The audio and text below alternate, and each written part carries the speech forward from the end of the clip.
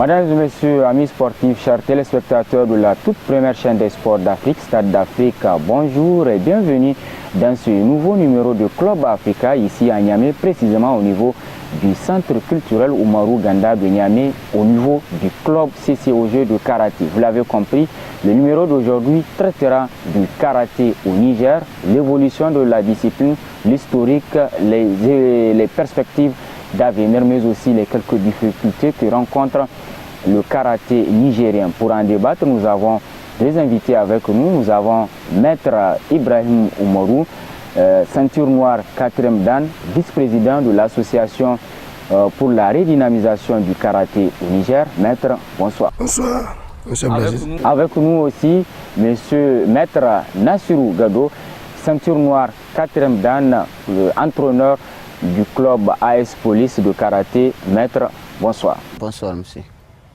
Vous l'avez compris, donc on le disait, on va parler de karaté et avant de débuter, on va donner la parole à Maître Ibrahim Oumarou pour nous dresser brièvement l'historique du karaté nigérien, d'où est venue la discipline ici au Niger. Monsieur Blaise, merci de l'occasion que vous nous offrez pour débattre de notre karaté, pour dire quelques mots sur notre karaté peut-être qui sont ignorés du public et même peut-être de certains pratiquants.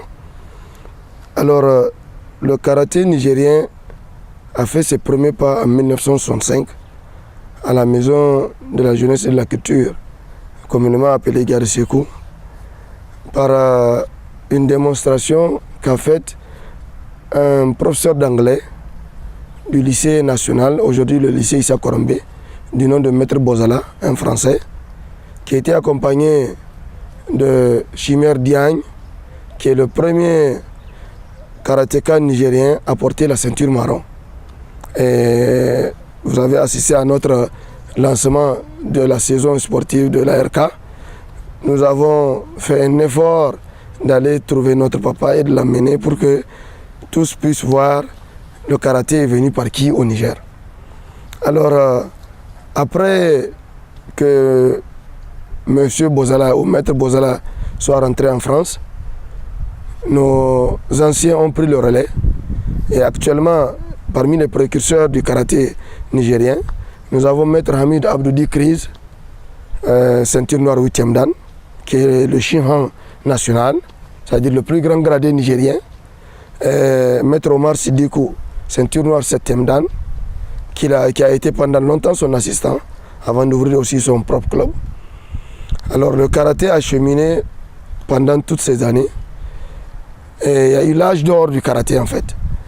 Dans les années 70, nous avons eu la visite de plusieurs experts, notamment un japonais du nom de Maître Nambu. Aujourd'hui, il y a un club qui porte son nom. Suite à la participation de notre équipe au championnat de Sankukai à Monaco.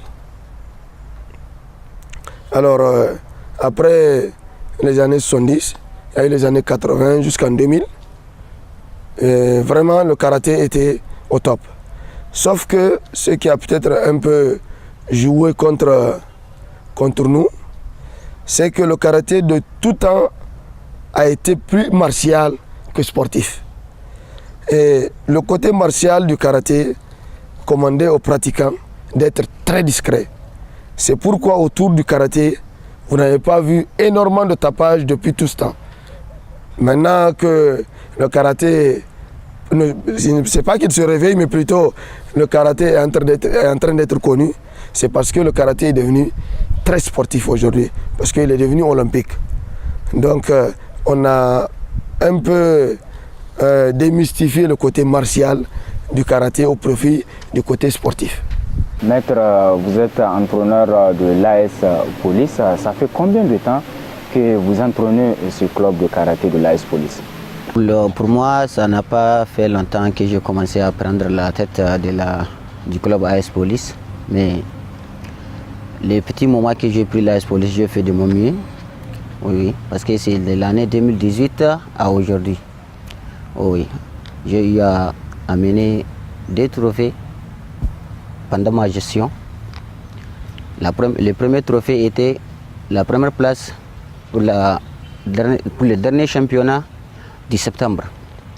Oui, j'ai eu la première place et les premiers événements de l'année de la saison sportive 2019, on a eu la deuxième place, comme vous l'avez constaté au Palais de Sport.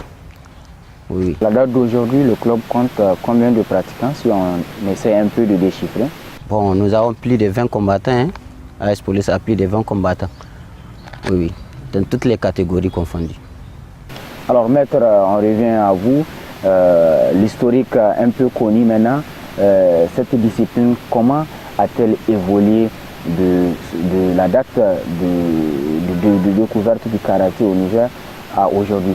Quelles sont les étapes qui ont été un peu suivies par les différents maîtres pour faire découvrir davantage le karaté au public nigérien?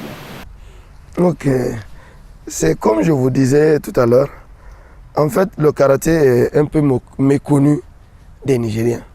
Parce que quand on a commencé le karaté, il était vraiment plus martial que sportif. Et le karaté, c'est un art japonais. Et tous ceux qui connaissent comment vivent les Japonais, c'est des gens qui sont très discrets, très à cheval sur le respect et sur certaines pratiques. On évite de se pavaner, on évite d'être arrogant, on travaille discrètement pour soi ou pour la communauté.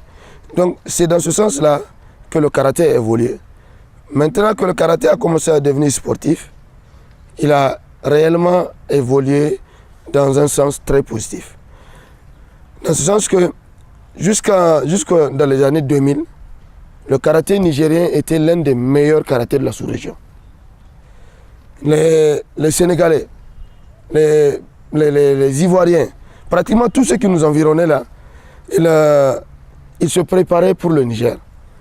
Parce que les Nigériens avaient peu de moyens, mais travaillaient énormément avec, comme communément ce qu'on dit, avec le cœur.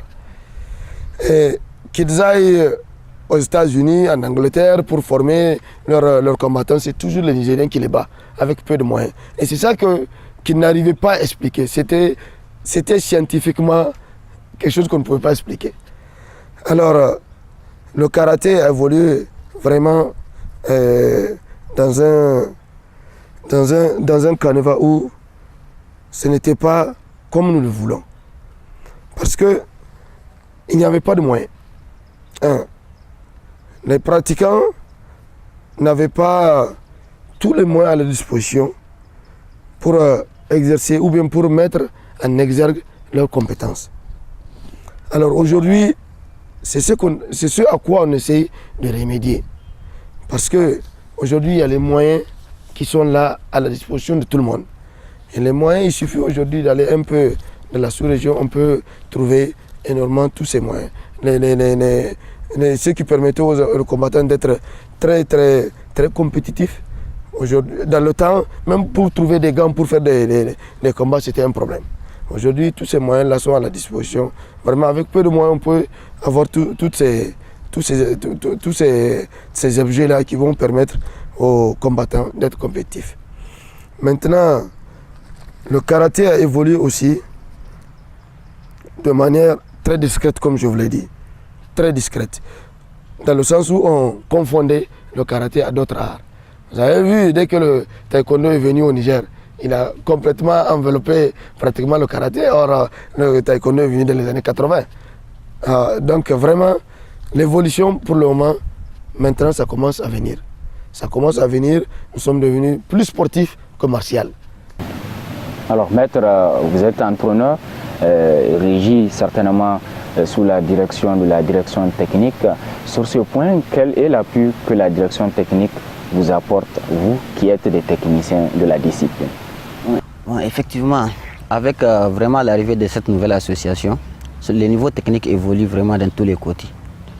Avec les événements, vous savez, dans chaque discipline, c'est les activités qui poussent les gens à travailler. Aujourd'hui, ce que nous avons connu avec l'arrivée de cette association, les activités qu'ils mènent durant ces 2 ans, parce que c'est 2 ans d'activités qu'on a eu à faire, mais j'ai eu à participer à 2, mais j'ai vu vraiment que le niveau technique des combattants vraiment évolue en fonction des événements qu'ils ont organisés durant toute Alors avant l'arrivée de l'association, est-ce que vous les entraîneurs vous retrouvez entre vous, ceux de Niamey et pourquoi pas à l'intérieur du pays, est-ce que vous vous retrouvez pour un peu échanger sur les différentes techniques de l'art? Bon, on l'a instauré mais ça n'a pas eu sa continuité vraiment comme nous l'avons voulu. Oui, on a essayé, bon, ça n'a pas été vraiment objectif. Ça n'a pas été objectif. Alors, maître, on parlait de l'association, c'est l'association pour la redynamisation du karaté au Niger. Pourquoi une telle association et quelles étaient les ambitions à la création de cette association? Merci. Alors, notre association a vu le jour grâce à des jeunes, plus jeunes que nous. Parce que, comme je vous l'ai dit à un moment donné, le karaté nigérien a vraiment perdu un peu de sa technicité. Un peu de sa technicité du fait qu'on n'arrivait pas à accorder nos violons comme on dit. Il n'y avait pas d'activité qui permettait aux combattants de prouver sa valeur techniquement, comme vient de le dire Maître Nassirou. Et c'est des activités qui permettent à un athlète de se perfectionner, d'avoir plus de talent et plus de technique. Il n'y avait pas d'activité à un moment donné. On ne pouvait pas s'asseoir réellement pour parler karaté technique. Alors, ceux qui se sont dit qu'ils peuvent travailler ensemble, ils ont pris la décision de créer cette association dont nous faisons partie. Alors l'association, quand nous l'avons créée, l'objectif c'est de permettre aux jeunes Nigériens en général de s'épanouir à travers le karaté et aux karatékas en particulier de se perfectionner. Nous avons fait 4 compétitions durant l'année de septembre 2017 à décembre 2018, 4 compétitions. Le niveau a rehaussé. En témoignent tous ces compétiteurs qui ont participé. La dernière compétition, on a eu 255 combattants, contrairement à la première qui a eu 167 combattants. Personne n'a été médaillé d'or 4 fois de suite dans sa catégorie. Ce qui prouve que les gens sont en train de travailler. Si vous êtes médaillé d'or à cette compétition, la prochaine fois c'est quelqu'un qui va vous détrôner. Ça veut dire que lui aussi il est parti travailler mieux que vous. Et c'est comme ça. Ça prouve que le niveau technique est en train de rehausser. Alors, vraiment l'objectif c'est réellement de redynamiser le karaté. Sans aucun égoïsme ni mesquinerie. Nous voulons que le karaté nigérien retrouve ses lettres de noblesse. Comme je vous l'ai dit, de tout temps, c'est les Nigériens qui battent ceux qui ont plus de moyens que nous et ceux qui sont dans les meilleures conditions. Et ça c'est prouvé. Ça c'est prouvé. On a été longtemps champion de la zone 3 Afrique, qui regroupe actuellement le Niger, le Mali, le Libéria, le Burkina Faso, le Bénin et la Côte d'Ivoire. Vous savez qu'en termes de moyens, la Côte d'Ivoire est meilleure que nous. La Côte d'Ivoire a plus de moyens que nous. Mais c'est toujours les Nigériens qui les battent. Mais aujourd'hui, quand vous regardez un peu en arrière, les prestations de nos combattants, ça laisse à désirer. On n'arrive même plus à monter sur pied une équipe digne de son nom. Alors, dans ce sens, pour remédier à tout cela, nous avons créé cette association. Ce n'est pas pour faire comme peut-être les gens peuvent le penser. Quand il y a association, on pense qu'il y a problème, il y a des problèmes majeurs avec la fédération, avec l'État. Non. C'est pour appuyer les efforts de l'État. C'est pour appuyer les efforts de la fédération. La fédération à elle seule, nous sommes vraiment malheureusement obligés de constater que la fédération à elle seule ne peut pas faire tout le travail. Et il faut le reconnaître. Il faut des structures comme ça pour pousser, pour aider la fédération à travailler. Parce qu'en fait, ce sont les clubs, les ligues et les associations qui font l'animation de la discipline. Ce n'est pas la fédération. La fédération, au plus, elle peut organiser un seul championnat national pendant l'année. Or, l'animation se fait réellement par les associations, par les ligues, par les clubs. Et c'est de ce sens-là que nous avons créé notre association. Alors, Maître Nassirou, les moyens font défaut. À un moment, L'équipe nationale, on n'en parle même pas. Mais vous, de votre côté, le travail continue, puisque les techniciens sont amenés à animer les clubs. Vous, au niveau de votre club ou de façon générale, comment vous organisez pour gérer vos clubs avec les moyens que vous avez? Parce qu'ici au Niger, c'est difficile d'avoir du financement conséquent pour pouvoir faire vivre les associations et les clubs. Comment vous organisez et comment arrivez-vous à convaincre les pratiquants qui ont décidé de faire du karaté? Merci. Effectivement, les moyens font défaut des fois, mais on fait avec les moyens de bord. Avec notre association sportive de la police nationale, vraiment, ils nous appuient. Il y a un appui vraiment qui amène pour toutes les disciplines qui sont sous leur responsabilité. De notre côté, nous avons des combattants déterminés. Ils n'attendent rien de nous. Et ils veulent travailler. C'est tout ce qu'ils veulent. Et nous, nous faisons tout de notre mieux pour les accompagner. Techniquement, nous sommes là pour eux. Et l'association en tant que telle est là pour nous accompagner dans tous les sens. C'est quoi le programme pour vous, les clubs? Il y a des rencontres interclubs, interligues, ou qu'est-ce que vous créez à votre niveau avant même les compétitions qui initient les associations, les ligues ou parfois la fédération à travers le championnat national? Ouais, comme le vice-président l'avait dit tout à l'heure, vous savez, pour organiser un championnat d'interclub, là, il faut la gestion d'une ligue. Bon, malheureusement, ça n'existe pas. Mais on fait des compétitions interclubs entre nous. On prend par exemple le club de l'AS Police ou bien un club du quartier. On les associe pour faire une mise à niveau pour les enfants, pour les préparer techniquement, pour les futures compétitions qui vont, comment dirais-je, qui vont s'organiser, Inch'Allah, avec l'association. À chaque fois, ce que nous faisons, on invite un club du quartier ou bien 2 à 3 clubs pour s'associer pour atteindre ces mêmes buts. Sur le niveau technique, oui.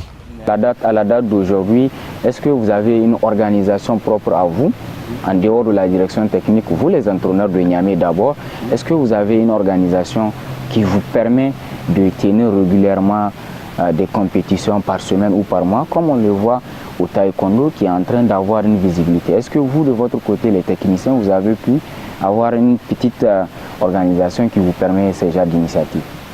Donc, pour le moment, nous n'avons pas ce regroupement parce que, vous savez, le problème, c'est les moyens. C'est toujours les moyens. On ne peut pas organiser une compétition comme ça sans médaille ou sans récompense pour les combattants. C'est ce qui fait défaut à chaque fois.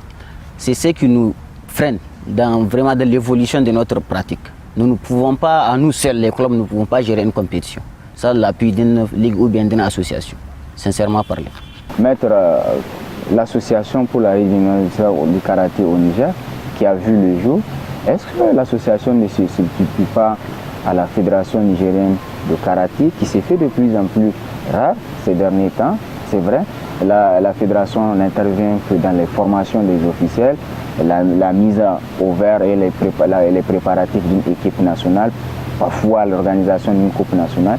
Est-ce que l'association n'est pas vue comme un ennemi pour la fédération, ou quelles sont les relations que vous entretenez avec l'instance dirigeante du karaté? Merci, M. Blaziz. En fait, nous ne nous substituons pas à la Fédération nigérienne de karaté. Peut-être vous avez été à notre premier événement, le lancement des activités de notre association. Dans le discours, nous l'avons dit que nous ne sommes pas dans une logique d'usurpation de titres, ni de prérogatives, ni dans une logique de va-t-en-guerre. Alors, ça suppose que nous faisons le travail que nous a confié l'autorité. Nous avons un arrêté en bonne et due forme, que l'État nous a, un arrêté d'exercice bien sûr, que l'État nous a donné. Alors, il est écrit noir sur blanc ce que nous devons faire, ce que nous pouvons faire et ce que nous ne pouvons pas faire. Alors, nous sommes dans la logique de nos statuts et règlements. L'animation, comme je viens de le dire, l'animation d'une discipline, quelle qu'elle soit, elle est faite par les associations, par les clubs, par les ligues, et là où il existe des districts, par des districts, comme est en train de faire, vous venez de le dire, le taekwondo. Toutes ces instances au taekwondo sont pratiquement opérationnelles. C'est pourquoi il y a beaucoup de visibilité. Chez nous, ça manque. Ça manque parce que c'est maintenant peut-être que les gens sont en train de se réveiller. Il faut que ces instances-là, à chaque niveau, puissent être opérationnelles. Que les districts puissent travailler. Comme vous venez de dire, les interclubs, là, c'est les districts qui organisent. Maintenant, s'il s'agit de championnats régionaux, c'est la région, la ligue ou les associations qui organisent. La fédération, c'est de s'atteler à faire tout ce qui est national et international. Comme vous venez de le dire, elle s'occupe de l'équipe nationale. La fédération ne s'occupe pas seulement d'une ligue ou d'une association ou d'un club. La fédération, elle est nationale. Nous apportons un appui technique, un appui administratif dans l'animation de notre karaté. Alors, vu comme un ennemi, ça dépend de ce que tout le monde peut penser. Vous pouvez faire du bien pour tout le monde. Il y a des gens qui ne vont pas accepter, qui ne vont pas apprécier, il y a des gens à qui ça ne va pas plaire. Ça ne manque pas. Et moi, je pense que quand vous avez quelqu'un ou des gens qui dénigrent votre travail, mais moi, je crois qu'ils vous permettent d'être meilleur. Parce que si ce qu'ils disent est vrai, si réellement vous voulez travailler, vous allez vous asseoir et vous demander si ça c'est vrai. Mais il faut que je me corrige. Mais bon, si ce n'est pas vrai, je continue mon chemin. Quitte à eux de continuer à parler. Moi, je fais mon travail pour l'objectif, pour atteindre l'objectif que je me suis fixé. Donc, en tout cas, pour nous, il n'y a pas d'ennemi. Hein. Tout le monde est... c'est-à-dire, chacun a quelque chose à apporter. Que vous soyez ennemi ou ami, vous avez quelque chose à apporter. Vous avez votre place, vous avez quelque chose à apporter. Vous nous permettez d'être meilleurs quand vous êtes nos amis, quand vous êtes nos ennemis. Donc, vraiment, moi, il n'y a pas de problème. Il n'y a pas de problème majeur entre la fédération et l'association. Ça dépend des interprétations que les gens peuvent donner aux activités que nous sommes en train de mener. Et les activités parlent d'elles-mêmes. 4 compétitions en un an. Nous avons fait 2 mises à niveau. Et les mises à niveau, ça suppose qu'il faut rehausser le niveau technique. Comme nous venons de le dire, on a fait 2 mises à niveau durant l'année 2018. Et nous avons fait un passage de grade. Donc, ça veut dire que petit à petit, les choses sont en train d'évoluer. Il n'y a pas de problème. Nous allons observer une petite pause. On va se retrouver dans quelques minutes pour la deuxième partie de ce numéro de Club Africa qui traite de karaté au Niger.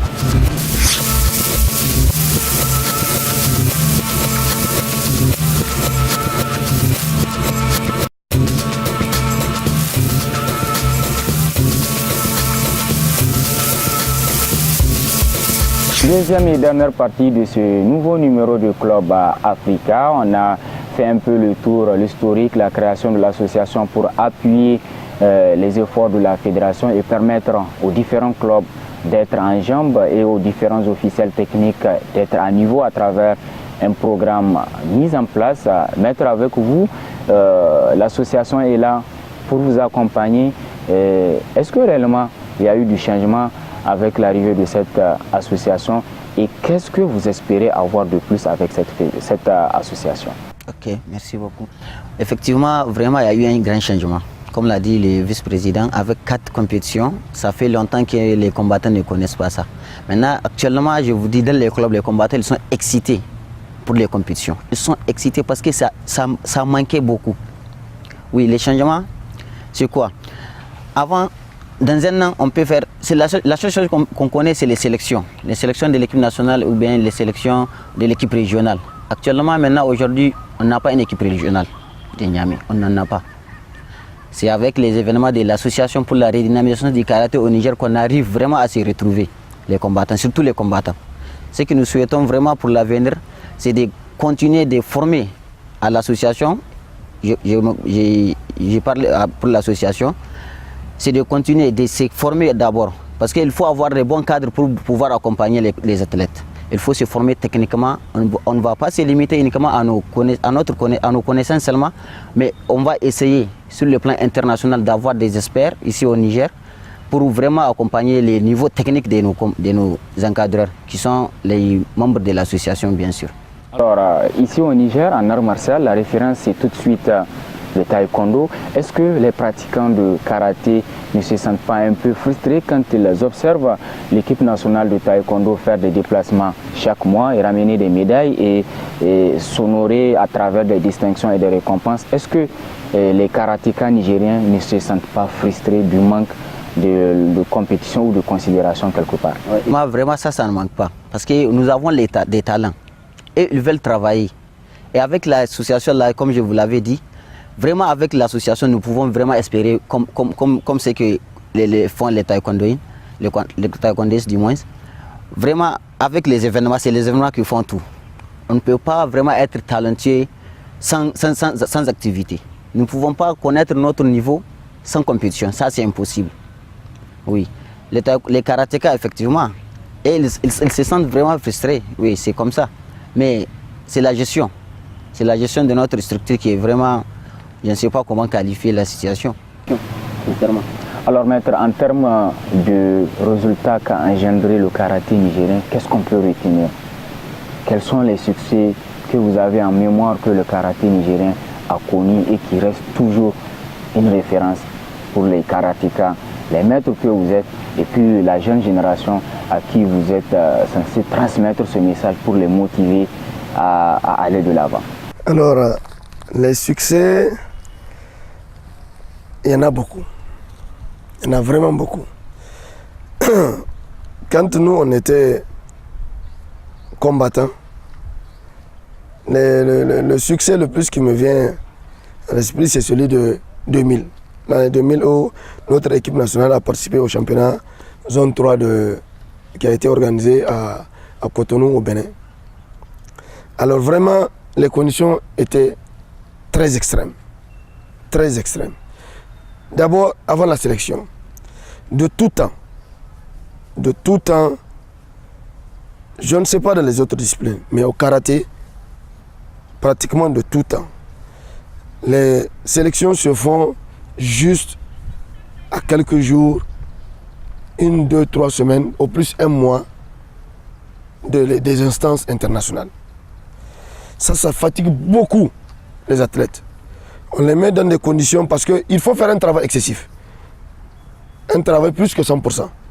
Vous avez 1 mois devant vous pour vous préparer à une compétition internationale. Vous êtes obligé de donner plus que ce qu'on vous demande. Alors ça fatigue les combattants. Vraiment, on a été dans des conditions très difficiles et on a été les premiers. On a raflé pratiquement toutes les médailles d'or. Devant la Côte d'Ivoire, devant le Mali, en tout cas devant pratiquement des pays qui avaient plus de moyens que nous. Ça, c'était vraiment un grand succès. Et de tout temps, le karaté nigérien a été vraiment très apprécié. Comme je vous l'ai dit, c'est suite à la participation de nos anciens à un championnat à Monaco, de Sankukai, qu'un Japonais était venu au Niger pour animer un stage du nom de Nambu. Et on avait eu aussi la visite de beaucoup d'experts parce qu'ils ont estimé que le karaté nigérien était au top. En 2004, nous avons eu la visite d'un expert français reconnu du nom de Guy Sauvin, 8e dan de karaté, qui était resté pendant pratiquement 16 ans le DTN de la Fédération française de karaté. Il ne s'en revenait pas du niveau qu'il avait trouvé au Niger des karatékas. Parce qu'au début, il a pris la chose à la légère. Mais quand il avait le niveau, il était dépassé. Il était vraiment dépassé.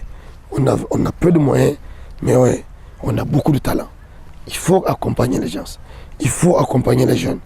Il faut créer. Il n'y a pas que l'argent. Il n'y a pas que les moyens financiers. Il faut mettre les gens en confiance. Il faut faire disparaître cette frustration que vous venez de dire. Il faut trouver des moyens de faire disparaître certaines frustrations des gens. Et les gens eux-mêmes, ils peuvent financer leur karaté. Ça se fait dans beaucoup de pays. Il y a beaucoup de gens qui financent eux-mêmes leur formation, qui financent eux-mêmes leur participation à des championnats internationaux. Et tout ça là parce qu'il n'y a pas de frustration. Quand vous venez avec une médaille, quand vous venez avec un titre, quand vous venez avec un bon résultat, le pays vous récompense. Il ne faut pas attendre seulement que la personne aille aux Jeux Olympiques. Mais avant d'aller aux Jeux Olympiques, on commence dans le quartier. La préparation. Dans les quartiers, dans les clubs, dans les ligues, c'est comme ça. Il faut accompagner tout le monde et à tous les niveaux.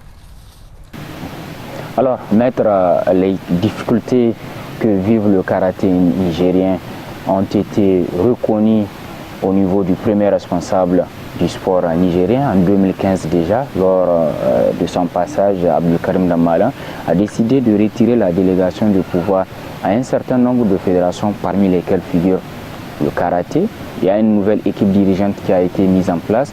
Vous, techniciens, avec l'arrivée de cette équipe, qu'est-ce que vous avez espéré en 2015 avoir de cette nouvelle équipe qui a pourtant promis un changement pour les techniciens que vous êtes? Bon, effectivement, ce que vous avez dit est vrai. Bon, la nouvelle organisation qu'ils ont mis, bon, nous avons espéré beaucoup, mais vraiment ça n'a pas été au rendez-vous. Ça n'a pas été au rendez-vous parce qu'en 2015, moi, j'étais sur les tatamis. Je compétis jusqu'en 2015. Ma dernière compétition, c'était les championnats de la zone 3 au Bénin en 2012. Après 2012, 2014, on a fait les championnats nationaux ici. J'ai participé. Après ça, la gestion commence à perdre les pas. Oui. Bon, on a vraiment beau attendu de la gestion, mais ça n'a pas été au rendez-vous. On nous a complètement retirés de l'équipe nationale. Actuellement, je ne suis pas vieux. Je peux répondre sur les tatamis. Parce qu'il y a toujours nos promotions qui compétissent parmi nos enfants. Les jeunes n'ont pas de niveau, mais on nous a complètement écartés. Parce que notre présence de l'équipe nationale, c'est ça qui va améliorer le niveau des nouveaux combattants, surtout pour les jeunes. Mais ça n'a pas été fait. On nous a complètement décalés du cadre de l'équipe nationale. Oui. Qu'est-ce qui a été à la base de cette difficulté au niveau de l'équipe nationale au moment où vous pratiquez le karaté sur le tatami? Bon, il y a plusieurs points. Comme l'a dit les vice-présidents, c'est toujours les moyens. La considération des uns, ça motive les athlètes. Nous, c'est la considération là qui était absente. Il n'y a pas de considération, on ne te considère pas. Tu fais parce qu'on veut qu'on le fait. Mais même les dirigeants doivent vraiment considérer les athlètes. On est leurs enfants, oui, on accepte ça, mais il y a certains propos qu'ils jettent sur nous qu'on ne peut pas supporter. Ça fait partie des problèmes qui ont fait en sorte qu'on nous a retirés de l'équipe nationale. Et nous ne pouvons pas accepter à chaque fois. Nous faisons tout l'effort on fait tout de notre mieux pour pouvoir rehausser vraiment les niveaux techniques. Les niveaux techniques de nous-mêmes d'abord et pour parler, avant de parler du pays. Parce qu'il faut être bon pour défendre tes couleurs nationales du moins. Oui. Alors, maître, pour appuyer ces inquiétudes des techniciens, qu'est-ce que l'association propose pour les techniciens? Est-ce que dans vos plans d'action annuels, vous avez prévu une série de formations des techniciens, puisque apparemment au niveau de la direction technique nationale qui est censée relayer, qui est censée fournir d'efforts pour mettre à niveau les compétences de nos techniciens, ça freine un peu. Certainement on va dire que les moyens font défaut, mais vous de votre côté, l'association qui est en train de donner vie à ce karaté nigérien, qu'est-ce que vous avez prévu sur le plan formation à tous les niveaux? Alors, nous avons prévu des formations depuis la création de notre association. C'est ce que je venais de vous dire tout à l'heure.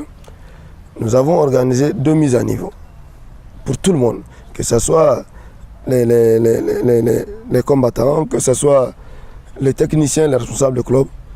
Nous avons redécouvert notre karaté techniquement. Durant la saison 2019, que nous avons lancée il n'y a pas longtemps, nous avons prévu effectivement des formations. Dans tout au plus 3 semaines, Inch'Allah, nous serons en formation.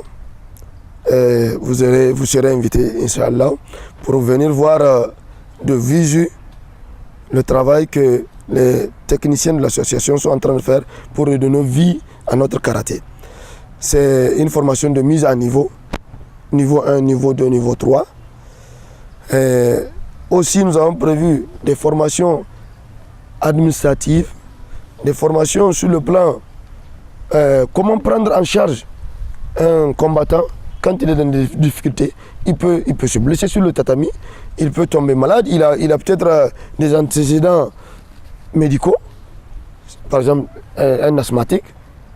Aujourd'hui, comme vous allez le prendre en charge si sa crise se déclenche dans le club.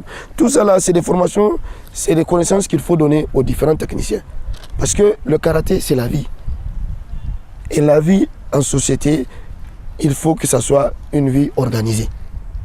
C'est dans ce sens-là que nous avons prévu toutes ces formations-là. Dans 3 semaines, il y aura la mise à niveau. En août, il y aura la formation des cadres pour le secourisme que nous avons prévu.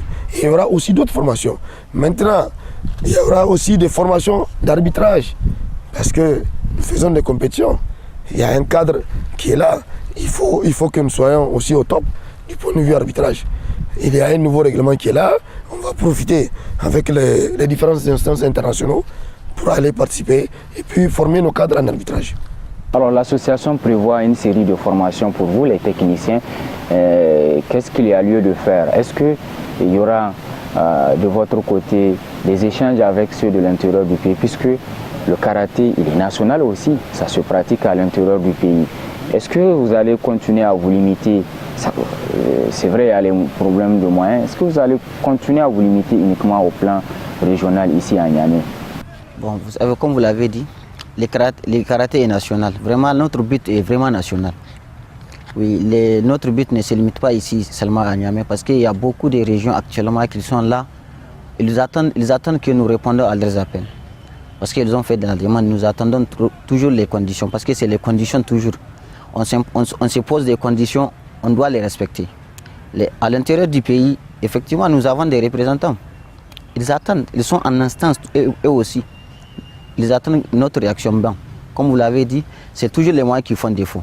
Nous attendons avec les moyens, Inch'Allah, on va aller vers eux pour les former aussi. Comme prévu ici à Niamey, on va faire des formations aussi à l'intérieur du pays, Inch'Allah. Alors, si aujourd'hui la direction technique de la Fédération nigérienne de karaté décide de vous saisir et de lui envoyer vos inquiétudes matérielles et techniques, quelles seront ces inquiétudes que vous allez énumérer? Bon, il y a plusieurs inquiétudes. Parce que sur le niveau technique, on a dit la direction technique de la Fédération, elle est au-dessus de toutes les directions techniques. C'est à eux de nous former. S'ils nous demandent, c'est sans souci, on va répondre à leurs appels. Sans souci. Alors, maître, aujourd'hui, qu'est-ce qu'il y a en perspective pour le karaté nigérien à travers, bien évidemment, votre association? En perspective, nous avons, comme nous l'avons dit tout à l'heure, des formations pour les techniciens, les organisateurs. Nous avons aussi prévu cette année, comme ça a été le cas l'année passée, de tester le niveau technique des combattants à travers des compétitions. Maintenant, nous sommes en train de voir comment nous allons réunir tout ce qu'il faut, les moyens financiers, techniques, pour que nos combattants, pour que nos karatékas nigériens puissent s'affirmer davantage. Maître, une dernière question avant de conclure avec le vice-président. Aujourd'hui, l'AS Police que vous entraînez est un jeune club. Qu'est-ce qu'il y a à promettre pour vos dirigeants qui vous supportent d'abord et pour les Nigériens qui veulent en tout cas du karaté? Effectivement, oui.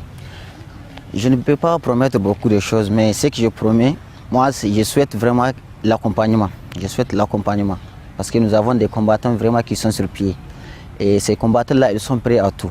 Il y a des combattants, je peux vous le dire, ils ont fait 10 ans sans monter sur les tatamis. Avec la création de cette association, ils ont vu que vraiment les niveaux commencent à rehausser. Ces gens-là sont revenus. Ça fait à peu près, c'est de 2009 à aujourd'hui, les gens n'ont pas porté les kimonos. Mais la dernière compétition, ces gens-là, ils ont fait preuve de détermination.